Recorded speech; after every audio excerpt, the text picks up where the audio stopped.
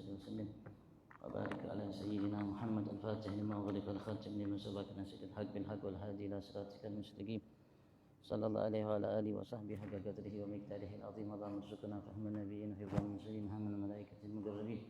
اللهم أغننا بالعلم وزينا بالحلم وأكرمنا بالتقوى وجملنا بالعافية. اللهم ارزقنا العلم لدني مشرب صافي الهنية وهب غني. سبحان الله الحمد لله ولا إله إلا الله والله أكبر ولا حول ولا قوة إلا بالله العلي العظيم. هذا كل حرف كتب أو يكتب بل الآبرين داخل داخل. سبحانك لا علم لنا إلا ما علمتنا إنك أنت العليم الحكيم. قال المؤلف مسلم سليم من تجير شارع الشيخ حسن محمد مساد في تأليف بهجة السنية شيخ خديجة البهية في علم التوحيد إلى أن قال رضي الله عنه ونفعنا بهما بعلومهم في دار الأمين ورضي الله عنكم أجمعين منزهون عن الحلول والجهة والاتصال والانفصال والسفه إلى آخر. والله أعلم. Alhamdulillah, syukur kita kehaturkan kehadirat Allah Subhanahu wa taala atas segala nikmatnya yang melimpah ruah setiap saat waktu detik nafas kita.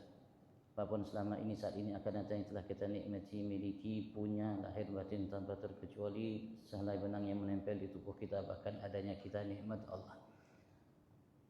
Lalu kita bersyukur syukur atas nikmat Allah kumpulkan kita saat ini di rumahnya sebagai tetamu. Setiap kita alhamdulillah hanya memenuhi sunahnya, mengharap apa yang hanya ada di sisinya, berupaya untuk memahami saat ini ilmu pengetahuan yang diwajibkan olehnya secara syariat untuk kita pahami, pelajari agar kita mampu mengenalnya, menghambakan dirinya semata kepadanya tanpa menyekutukannya dengan segala sesuatu selainnya. Kita berharap Allah Subhanahu wa taala sempurnakan segala nikmatnya kepada kita dan digolongkan kita sebagai hamba-hamba yang pandai mensyukuri segala nikmatnya. Allahumma amin. Dan senantiasa salawat salam Allah limpahkan kehadirat junjungan agung kita Nabi besar Muhammad sallallahu alaihi wasallam yang dinyatakan oleh ulama sumber segala nikmat yang agung yang besar karunia dari Tuhan kita Allah setiap kita lahir batin dunia akhirat kita, bagi keluarganya para sahabat pengikut dan bagi penciptaan kita berharap semua kita digolongkan oleh Allah sebagai hamba yang Allah mantapkan langkahnya dalam kehidupannya dengan mengikuti sempurna jejak langkah Nabi Muhammad. Mudah kelak kita mendapat syafaatnya dan bersama beliau di dalam surganya. Amin. Allahumma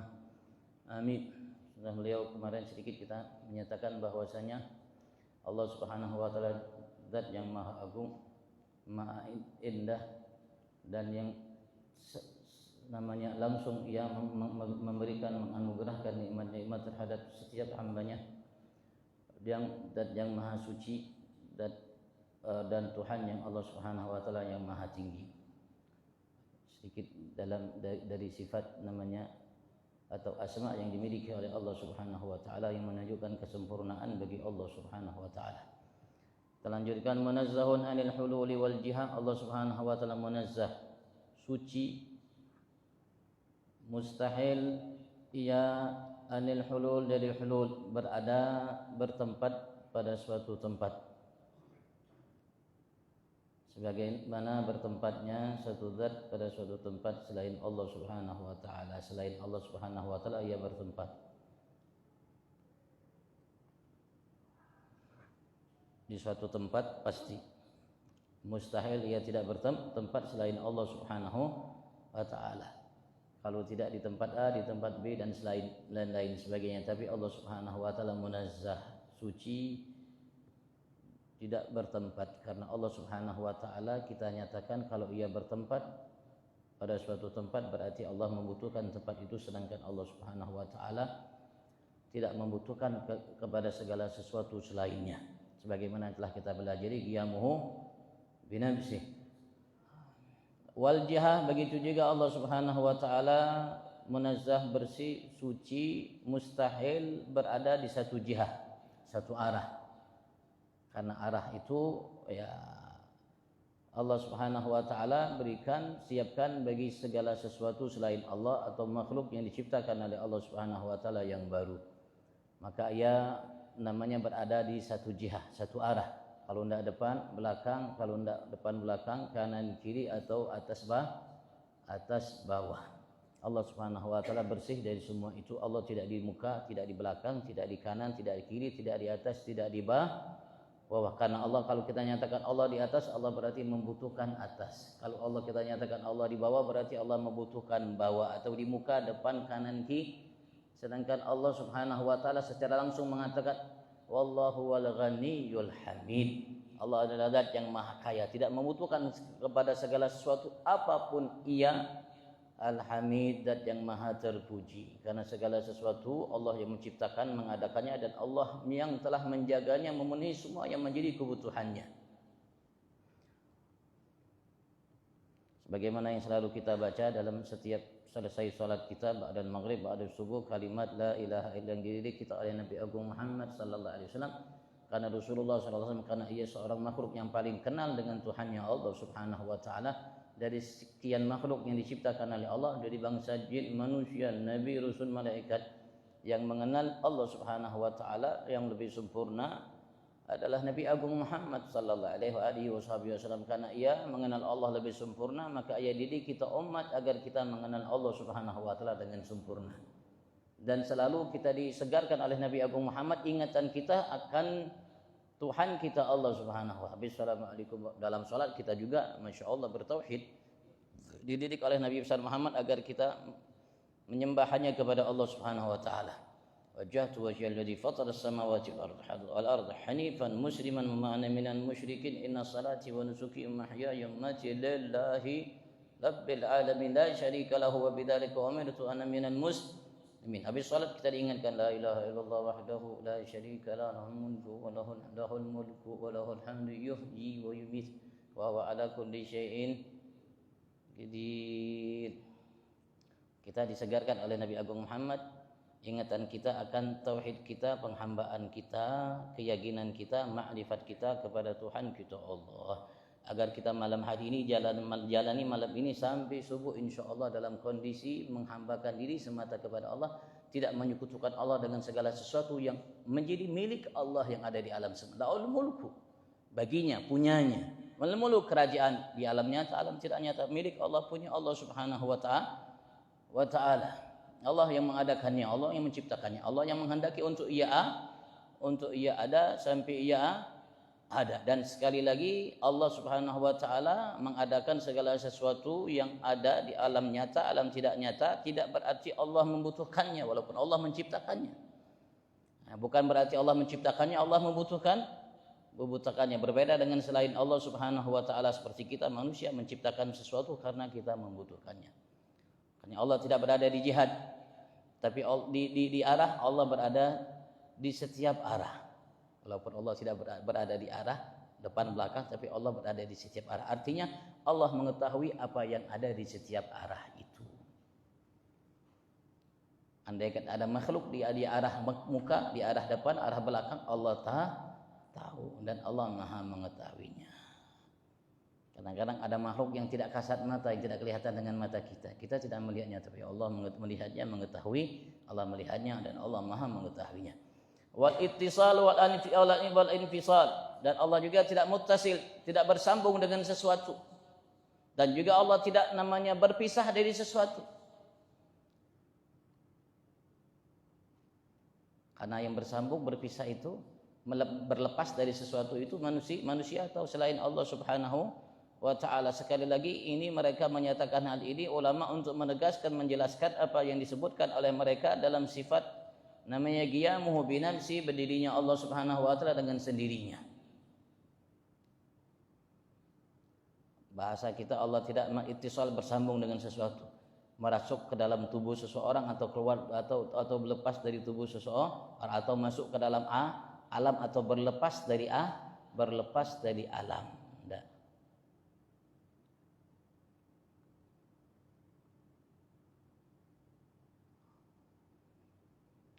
Jangan sampai kita meyakini bahwasanya Allah Subhanahu wa taala menciptakan nur Nabi Muhammad dari cahayanya Allah Subhanahu wa taala, bukan berarti lepas bagian daripada cahaya Allah jadilah cahaya Nabi besar Muhammad.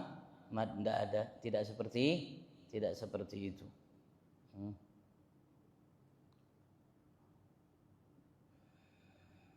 Dan juga Allah Subhanahu wa taala tidak terlepas dari sesuatu.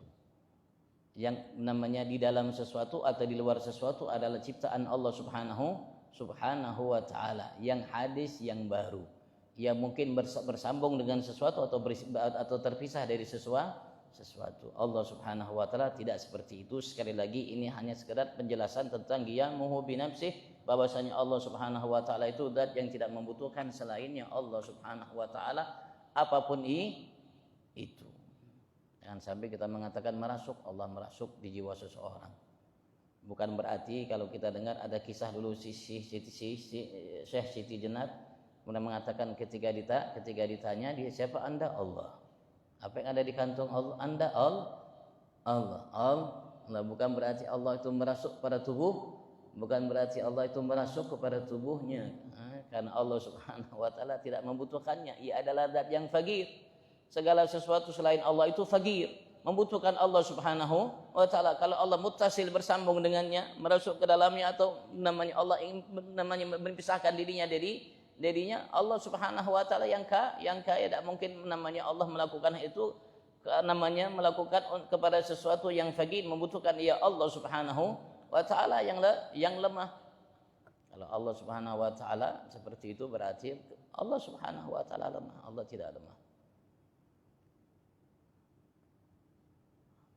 Sekali lagi Allah Subhanahu wa taala tidak sama dengan segala sesuatu selain Allah Subhanahu wa taala. Wasafah karena Allah gedim. Karena Allah gedim. Sebelumnya tidak ada sesuatu, sebelumnya tidak ada sesuatu. Sehingga Allah tidak membutuhkan untuk bersambung dengan sesuatu itu, muttasil bih, bersambung atau merasuk, atau Allah berlepas dari sesuatu itu. Dan zat yang sekali lagi zat yang gedim itu ia ada dengan kondisi seperti itu sampai seterusnya, ia ada dengan kondisi seperti itu tidak pernah berubah. Tidak pernah berubah. Karena yang berubah itu lemah. Karenanya ia berubah. Karena ia berubah, Allah tidak lemah, Allah Maha Kuat, Allah tidak berubah. Ketika Allah sebelum menciptakan alam semesta, Allah seperti itu di situ, dan sampai sekarang Allah seperti itu di situ, tidak pernah berubah Allah Subhanahu wa taala. Sekali lagi karena yang berubah itu sifat yang lemah, sesuatu yang lemah sehingga ia berubah. Kemungkinan tadinya merah menjadi putih dan lain sebagainya, atau tadinya di atas sekarang di bawah, atau lain sebagainya.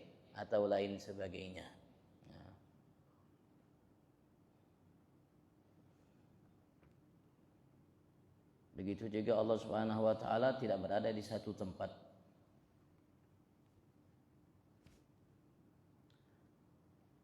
Wasafah, dan Allah Subhanahu wa taala juga munazzah, bersih, suci, mustahil Allah itu safah. Safah itu bahasa kita tidak bijak, menaruh sesuatu bukan pada tempatnya, meletakkan sesuatu bukan pada tempatnya. Allah Subhanahu wa taala mustahil meletakkan sesuatu bukan pada tempatnya. Karena Allah zat yang maha mengetahui, zat yang maha bijak, zat yang maha segala, yang maha segalanya. Allah Subhanahu wa taala ciptakan alam semesta ini dengan begitu indah, dengan berbagai macam hikmah yang di dalamnya ada keajaiban yang amat sangat luar biasa, lebih dari yang kita pahami, kita mengerti. Dan yang semua itu Allah Subhanahu wa taala namanya atur dengan bijaksana, dengan cermat dan amat sangat teliti. Sehingga tidak perlu reka ulang atau namanya mungkin studi banding atau renovasi atau apapun namanya. Sudah dengan begitu amat sangat bijak, tinggal kita mencari apa hikmahnya. Pasti di dalamnya ada hikmah yang luar biasa yang kita manusia membutuhkan itu hikmah. Allah Subhanahu wa taala menegaskan sebagaimana dinyatakan oleh Habib Ali bin Muhammad bin Husain Habsyi dalam maulid beliau namanya Simtud Durar. Beliau mengatakan sekali lagi, khalaqal khalqa li hikmah. Allah telah menciptakan semua makhluknya baik di alam nyata, di alam tidak nyata, dan hal-hal yang berkaitan dengan makhluknya dari awal sampai akhirnya li hikmah, karena ada hikmah. Hikmah itu, pelajaran itu Allah Subhanahu wa taala ingin berikan kepada kita manusia agar kita pelajari, agar kita pahami, agar menjadi bahan motivasi untuk kita manusia, bukan untuk Allah Subhanahu wa taala. Untuk kita manusia. Karena Allah sudah maha sempurna sehingga tidak perlu untuk disempurnakan dengan apapun selain Allah Subhanahu wa taala. Tapi kita manusia, makhluk yang tidak sempurna, maka kita perlu disempurnakan. Andaikan kita sudah sempurna saat ini A, maka kita perlu sempurna untuk B. Kalau kita sudah sempurna B, maka kita perlu untuk sempurna menjadi C. Kalau kita sudah sempurna menjadi C, maka kita harus bisa menjadi lebih sempurna menjadi D sampai seterusnya. Kecuali Allah Subhanahu wa taala. Zat yang maha sempurna. Kesempurnaannya tidak membutuhkan kesempurnaan lagi. Andaikan kita dan semua makhluk yang diciptakan oleh Allah Subhanahu wa taala menjadi makhluk yang paling taat kepada Allah semuanya, paling baik semuanya, paling suci semuanya, paling bersih semuanya, dari malaikatnya, manusianya, jinnya, lain sebagainya.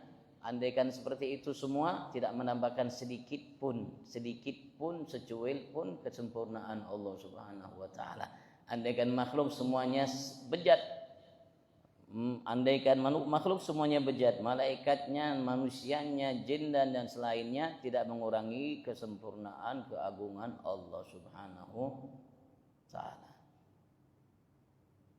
Kalau kita memahami Allah menjadi sempurna dengan ibadat kita, atau Allah membutuhkan ibadat kita, berarti kita kurang mengenal Tuhan kita Allah Subhanahu wa taala. Atau mungkin dengan maksiat kita membahayakan Allah, merugikan Allah, berarti kita belum mengenal Tuhan kita Allah Subhanahu wa taala. Yang kita lakukan kebaikan, manfaatnya kebaikannya untuk kita sendiri. Man amila salihan falinafsih wa man asaa, kalau kita berbuat buruk terhadap diri kita sendiri, wa man asaa fa 'alaiha. Allah mengatakan, menegaskan, wa ma rabbuka bizallamin lil 'abid. Syekh Hasan Mansur mengatakan, wa alam, ketahuilah annal alam, sesungguhnya alam itu yang dimaksud adalah wa huwa ma siwallah taala, yaitu segala sesuatu selain Allah namanya alam. Langit, bumi, arsy, kursi, malaikat, jin, manusia dan lain sebagainya.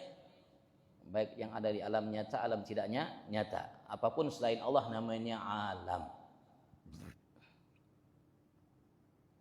Kenapa dinamakan alam? Diambil dari kalimat alama, tanda atau bukti akan adanya Allah Subhanahu wa taala. Kita manusia bukti akan adanya Allah. Semua makhluk yang ada dan semua yang ciptaan yang ada bukti akan adanya Allah Subhanahu wa taala.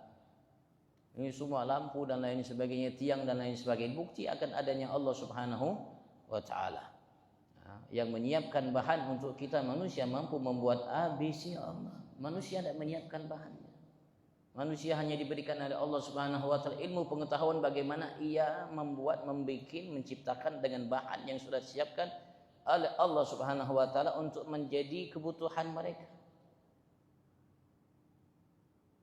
Manusia tidak menciptakan pohon, manusia tidak menciptakan batu bara, manusia tidak menciptakan bumi yang ada di bumi, yang tersimpan dalam bumi, di daratnya, di lautnya dan lain sebagainya. Bahkan manusia tidak menciptakan dirinya sendiri. Wa in azuma, walaupun alam itu agung besar seperti arsy, yang paling agung, yang paling besar dari ciptaan Allah adalah arsy-Nya Allah Subhanahu wa taala. Diriwayatkan ada ulama, segala ciptaan Allah, alam selainnya itu di bawah naungan arsy-Nya Allah Subhanahu wa taala.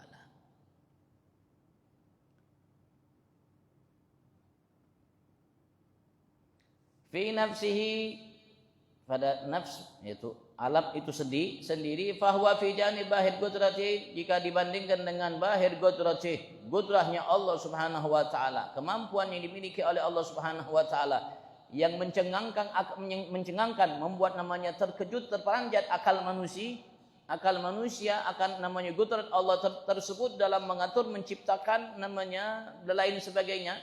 La syai', tidak ada apa-apanya, bukan sesuatu apa, walaupun ia agung besar alam itu, jika dibandingkan dengan qudrahnya Allah Subhanahu wa taala tidak ada apa-apanya. Fa kaifa yakunu al-aliyyul kabirul ghaniyyul ghazil halan wa muttasilan aw munfasilan fi syai' haqir fa huwa fi nafsihi adam. Bagaimana Allah yang maha tinggi, yang maha besar, yang maha kaya, yang maha mampu itu halan, bertempat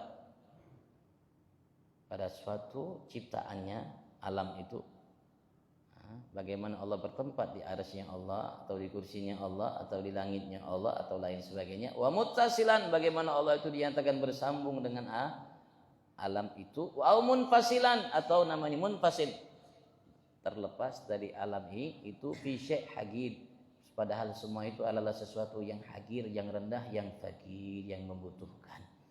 Wa fi nafsi adam, padahal ia fi nafsi, pada semua yang diciptakan oleh Allah itu hakikatnya adam. Arasy hakikatnya adam, tidak ada. Kenapa? Karena memang sebelumnya ia tidak ada. Kalau sesuatu itu sebelumnya tidak ada, berarti ia tidak ada.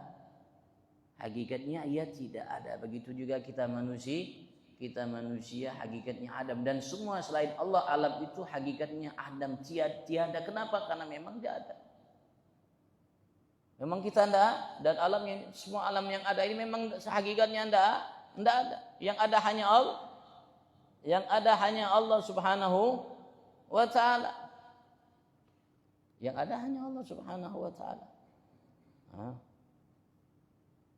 Kenapa? Karena tadinya alam itu tidak ada. Berarti ya tidak, hakikatnya ya tidak ada. Bagaimana Allah ingin namanya bertempat di situ, atau bersambung dengan hal itu, atau berpisah dari hal itu, padahal hakikatnya ya tidak ada. Hina, rendah, membutuhkan Allah Subhanahu wa ta'ala. Berdirinya alam semua itu atas Allah Subhanahu wa ta'ala yang membuat ia berdiri, dan semua membutuhkan Allah Subhanahu wa ta'ala, arasy-Nya, langitnya, kursinya, dan lain sebagainya. Sehingga Allah Subhanahu wa ta'ala tidak berada di satu tempat. Allah tidak membutuhkan tempat, Allah tidak membutuhkan masa, Allah tidak membutuhkan arah, depan, belakang, atas, bawah. Allah tidak bersambung dengan namanya ciptaannya. Bahasa kita mungkin merasuklah, atau juga Allah juga wal infisal, tidak melepaskan dari ciptaannya. Karena yang bersambung berlepas itu ya ciptaan Allah Subhanahu wa ta'ala. Dan juga ciptaan Allah itu zat yang hakikatnya hakik, tidak ada. Allah Subhanahu wa ta'ala tidak mungkin melakukan itu. Zat yang maha kaya, tidak membutuhkan selainnya pada sesuatu yang hakik.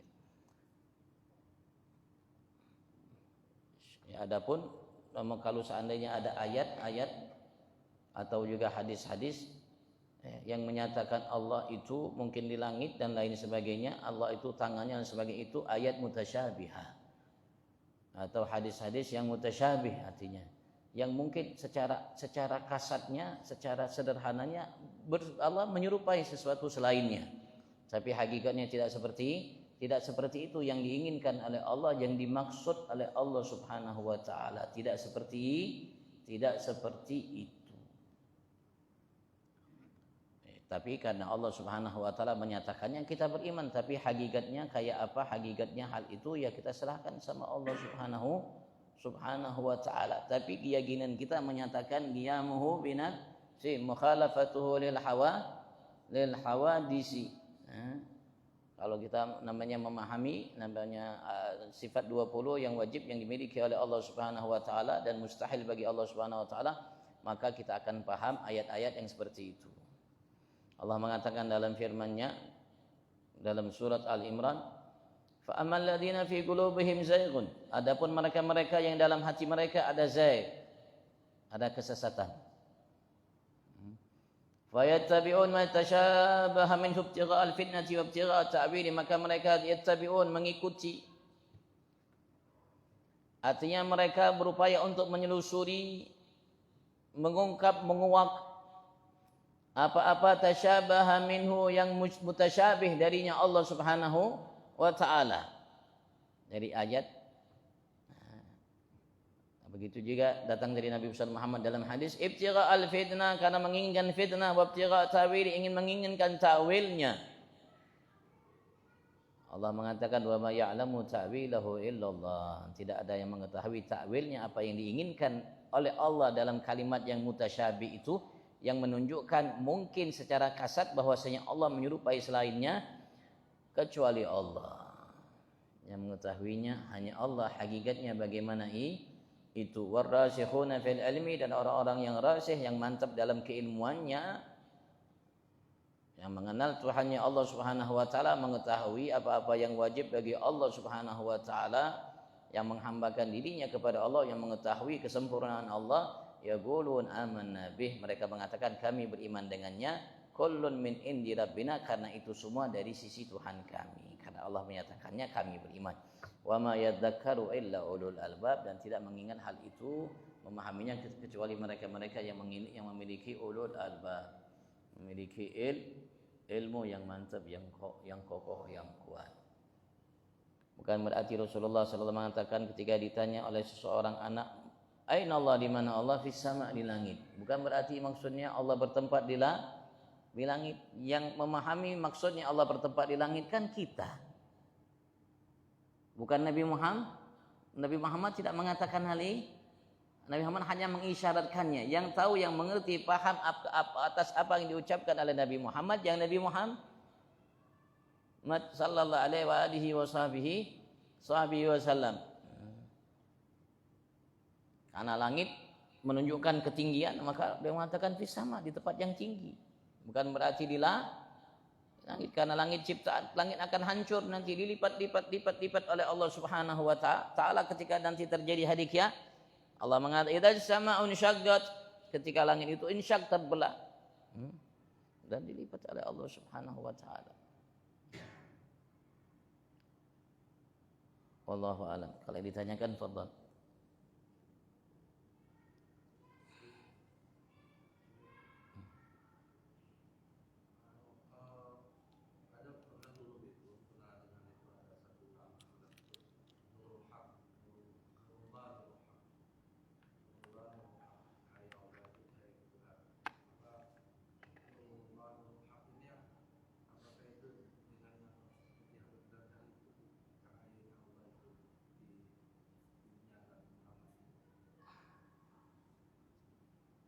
Sekali lagi ya, Allah Subhanahu wa taala tidak bertempat pada sesuatu tempat.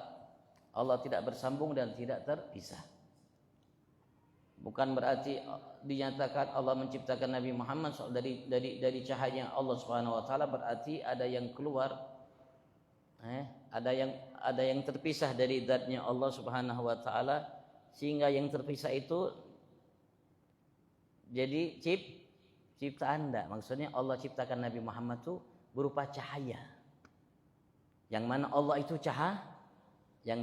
itu cahaya. Menciptakan Nabi Muhammad dari cahaya Allah Subhanahu wa, bukan berarti cahaya Allah namanya terpisah, terurai dari Allah Subhanahu wa taala sehingga menjadi Nabi Muhammad. Tidak seperti itu. Tidak seperti itu. Berarti kalau seperti itu Nabi Muhammad titisan Allah nantinya. Berarti Nabi Muhammad anak Allah nanti namanya jadi panjang. Enggak. Allah menciptakan Nabi Muhammad, Allah tidak membutuhkan Nabi Muhammad. Allah menciptakan arsy kursi, Allah tidak membutuhkan arsy kursi. Allah menciptakan semua yang ada, Allah tidak membutuhkannya. Karena Allah, kalau dinyatakan Allah membutuhkannya berarti Allah lemah. Allah tidak lemah. Makanya Allah Subhanahu wa taala menegaskan dalam hadis qudsi. Allah mengatakan, "Lau anna awwalakum wa akhirakum wa insakum wa jinnakum kanu ala atqa qalbi rajulin wahidun minkum ma zada dzalika fi mulki syai'a." Allah menegaskan dalam hadis qudsi, andaikan orang pertama kalian sampai akhir kalian, jin kalian, manusia kalian, semuanya seperti seorang yang paling bertakwa di antara kalian. Siapa yang paling bertakwa? Nabi Muhammad. Andaikan semua bangsa jin manusia dari Nabi Adam sampai hari kiamat seperti Nabi Muhammad ketakwaannya, Allah mengatakan mazada dzalika fi mulki syai'an. Tidak menambahkan hal itu dalam kerajaanku, dalam apa yang kumiliki, walaupun sedikit, tidak bertambah. Kalau bertambah kan berarti kan kurang, sehingga bertambah menjadi lebih sempurna, berarti ada kurangnya kalau bertambah.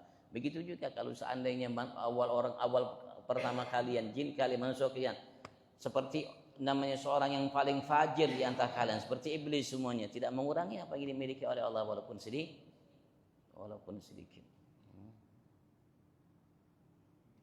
Nabi Muhammad ciptaan Allah Subhanahu wa taala, yang Allah ciptakan dia dari cahaya. Sekali lagi bukan berarti merasuk atau lain sebagainya, tidak. Maka ya harus berhati-hati karena Allah Subhanahu wa taala juga menegaskan kepada kita siapa Nabi Agung Muhammad, dan Nabi Muhammad pun mendidik kita bagaimana kita tidak menyekutukan Allah Subhanahu wa taala, tidak menyagini hal-hal yang tidak layak bagi kita terhadap Tuhan kita Allah Subhanahu wa taala. Kadang beliau mengatakan la ilaha illallah wahdahu la syarika la lahul mulku wa lahul hamdu yuhyi wa yumiitu wa huwa ala kulli syai'in qadir. Tapi Allah Subhanahu wa taala berikan kepada Nabi Muhammad kesempurnaan yang Allah tidak berikan kepada selainnya. Dan Allah jadikan Nabi Muhammad ini sumber rahmatnya Allah, sumber nikmatnya Allah, sumber anugerahnya Allah, sumber kebaikan Allah untuk selainnya dari makhluk yang diciptakan oleh Allah Subhanahu wa taala.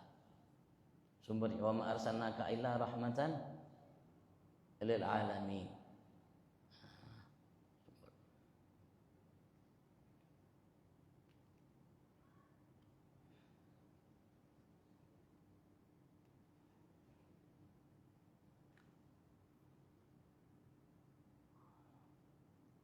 Karena ia makhluk yang paling kenal, maka Allah pun kenalkan kita akan sosok Nabi Agung Muhammad dalam kitab suci Al-Quran. Dari mulai surat pertama sampai yang terakhir, banyak Allah Subhanahu wa taala kenalkan akan sosok agung Nabi besar Muhammad. Dengan mengenal sosok agung Nabi Muhammad, kita akan mampu mengenal Allah dengan baik, dengan tepat, dengan benar. Karena Nabi Muhammad selalu mendidik kita untuk menghambakan diri kita hanya kepada Tuhan kita Allah, tidak menyekutukan kepada segala sesuatu selain Allah Subhanahu wa taala. Dari bangun tidur kita dididik, alhamdulillahilladzi ahyana ba'da ma amatana wa ilaihin nusyur. Terutama dalam sebelum salat, dalam salat, setelah salat, Allahumma antas salam minkas salam wa ilaika fa hayyina rabbana bisalam wa adkhilna al-jannah daraka daras atau wa adkhilna al-jannah daras tabarak rabbana wa ta'ala ya dzal jalali wal ikram. Subhanallah, alhamdulillah, Allahu akbar. Didik Nabi Muhammad, didik kita untuk mengenal Allah dan mengesahkan Allah, tidak menyekutukan Allah kepada segala sesuatu selain Allah Subhanahu wa taala. Maka dengan mengenal Nabi Muhammad kita akan mengenal Allah Subhanahu wa taala. Dengan mengenal Allah kita akan mengenal Nabi Agung Muhammad. Makanya Allah selalu segarkan ingatan kita akan Nabi Agung Muhammad. Maulid setahun sekali mengadakan ikatan antara kita, hubungan antara kita dengan asyhadu alla ilaha illallah wa asyhadu anna muhammadar rasulullah. Baru hayya alal falah. Kalau kita memiliki ikatan yang kuat antara asyhadu alla ilaha illallah, asyhadu anna muhammadar rasulullah, maka kita hayya alal falah, kita akan menjadi hamba yang sukses. Ayo mari untuk mendapatkan kesuksesan, kata Allah. Allahu akbar, Allahu akbar, la ilaha illallah. Nabi Muhammad bukan Tuhan, bukan sesembahan, bukan sekutu bagi Allah Subhanahu wa taala. Ia adalah utusan Allah, bukan sekutu bagi Allah, bukan sesembahan. Rasulullah, utusan Allah Subhanahu wa taala. Dan Allah tidak wajib mengutus seorang nabi rasul. Wajib Allah mengutus seorang nabi rasul? Allah tidak wajib mengutus seorang nabi, karena Allah tidak kena kewajiban apapun. Karena kewajiban itu berarti paksaan. Allah tidak terpaksa dalam melakukan segala sesuatu. Kalaupun Allah memberikan pahala, namanya kebaikan bagi perbuatan baik itu bukan karena Allah terwajib Allah melakukan, tidak, bifadlihi wa birahmati. Ulama mengatakan semata karunia rahmat dari Allah untuknya. Kalau Allah Subhanahu wa taala menghukum seorang atas perbuatan maksiat, bi'adlihi wa hikmati, karena keadilan Allah, hikmahnya Allah Subhanahu wa taala seperti Allah, tidak ada suatu kewajiban bagi Allah.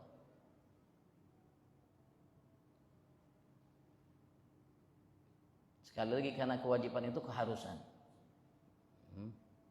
Artinya beban berat. Beban. Nah, Allah tidak seperti itu. Wallahu a'lam.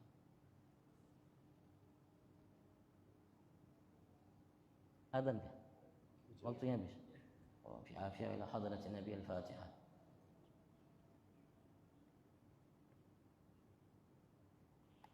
أما صلاة تنجينا بها من جميع الأهوال والآفات تقي لنا بها جميع الحاجات طهرنا بها من جميع الشيئات شرفنا بها عندك على الدرجة وتبلغنا بها بصر غير من جميع الخيرات في الحياة وبعد الممات صلى الله عليه وسلم النبي محمد العالمين وعفو منكم السلام عليكم ورحمة الله تعالى وبركاته.